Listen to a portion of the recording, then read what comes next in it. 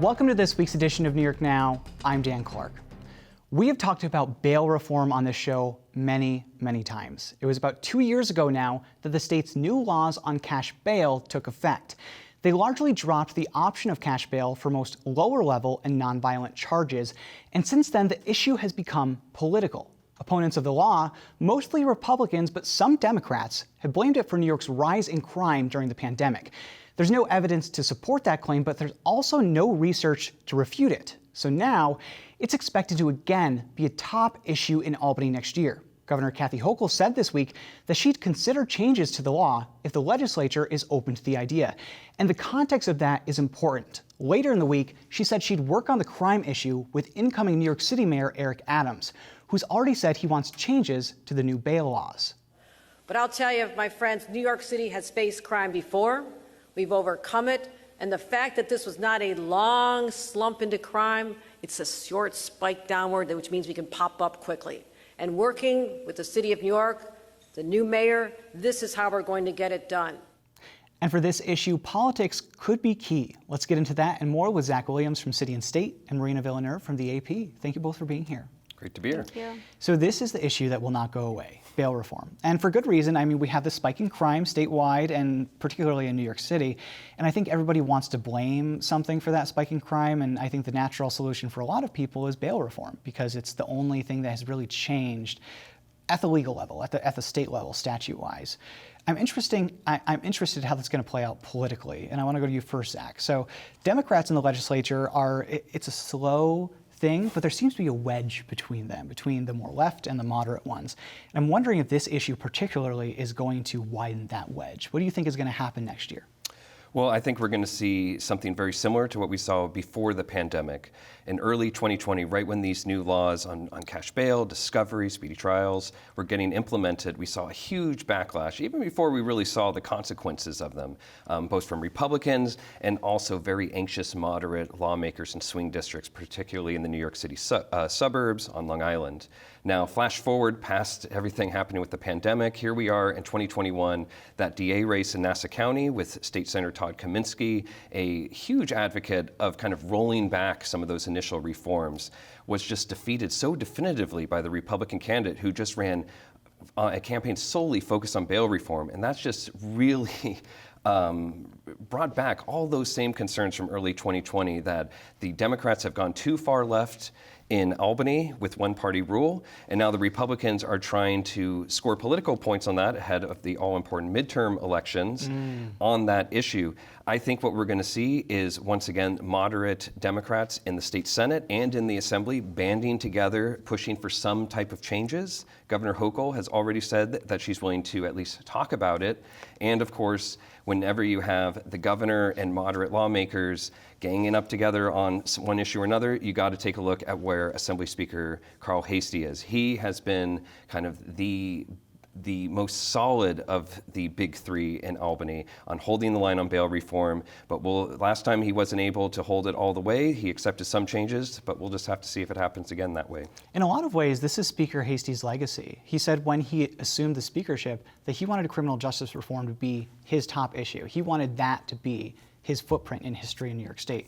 So I could see a lot of resistance there. And I think in the Assembly too, even the more moderate Democrats still want to keep that bail reform law in some cases. We have people like Assemblywoman Latrice Walker down from the city who really doesn't want to make it a situation where judges have more discretion. And I want to turn to you, Marina, in a second, but I will say something interesting about Todd Kaminsky. In 2019, when these laws were being negotiated, I was covering them quite closely. And behind the scenes, Todd Kaminsky did not want to pass this bail reform law. He did not want it to go through. And he was trying to convince his Long Island colleagues to also try to block it. And then he supported the rollbacks. So it's just so interesting to me politically how he can have those opinions over 2 years and still have Republicans successfully frame him as somebody who is a big bail reform supporter. Marina, I want to go to you. And Zach alluded to this a little bit. So how does this play in next year's elections? Is this a leg up for Republicans in terms of bail reform? Do you think that this is good ammunition for them heading into the general? Well, I think Republicans are pointing to some polling to suggest that crime is a big issue that's weighing on New York voters' minds, from the suburbs to communities that are being hit by this violence. And we are also seeing a national rise in homicides as well. So I think that this is an issue that Republicans are going to be running on for sure. And as you mentioned, the supporters of the bill and criminal justice reform groups are pointing out that there's no research right now suggesting there's any link between New York's bail law and any sort of increase in crime. So at this point, it sort of remains to be seen. Democrats are also trying to take steps to address gun violence. We have New York and surrounding states who are sharing gun violence data. Governor Cuomo, then Governor Cuomo, he announced that the state was going to be spending millions on gun violence this summer, but the Times-Union recently reported that out of that initiative of spending millions, just 25 jobs were created, and it was supposed to create several thousand jobs. So, and there were supposed to be summer jobs too, is the thing. When Governor Cuomo announced this whole thing, he was like, "We're going to give these young people summer jobs because if they have summer jobs, then they won't turn to crime." I mean, presumably, hopefully. And I think you're right. I think when we think about elections, I think there's two big things that voters care about right now, at least in New York. I think it's the economy and I think it's crime, because people want to be safe and they want to have money too. Obviously, they want to have a living. So I'm really interested to see how that plays out. One thing on bail reform that is a silver lining, if you will, no matter where you stand on it, is how it's clarified what newly elected Mayor Eric Adams wants from the governor. He made a big splash down in Puerto Rico at the Somos conference saying that he viewed changes to bail reform as a top priority. And now we really kind of know what that means in terms of what he wants from Governor Kathy Hochul, which in terms kind of clarifies, maybe a Carl Heastie is watching this and like, well, I give a little bit on bail reform, maybe I get something on taxes. So, everything is a lever. When you move one thing down, it moves something up. But in terms of bail reform, I thought it was very clarifying, just that now we know exactly what Eric Adams wants to do with this so-called mandate that he has from New York City voters. It's going to be a real big ugly in March. And Governor Hochul, too, said this week that bail reform is a priority for her as well. And with Eric Adams' comments about wanting to keep dangerous people off the streets, it's going to be an interesting conversation for sure about how you judge if someone is dangerous or not and the implications of that. Marina, sticking with you, we have about 45 seconds left. The Assembly Impeachment Inquiry Report, the investigation report that's been, happening forever, it feels like, is going to presumably be released sometime next week or over the weekend. We don't really know. What do we know about it? Do we know anything? Right. I spoke with Assembly Committee member Mike Montesano, who's a Republican, yesterday. He said the report's about 45 pages long. The law firm got about $5 million to write it.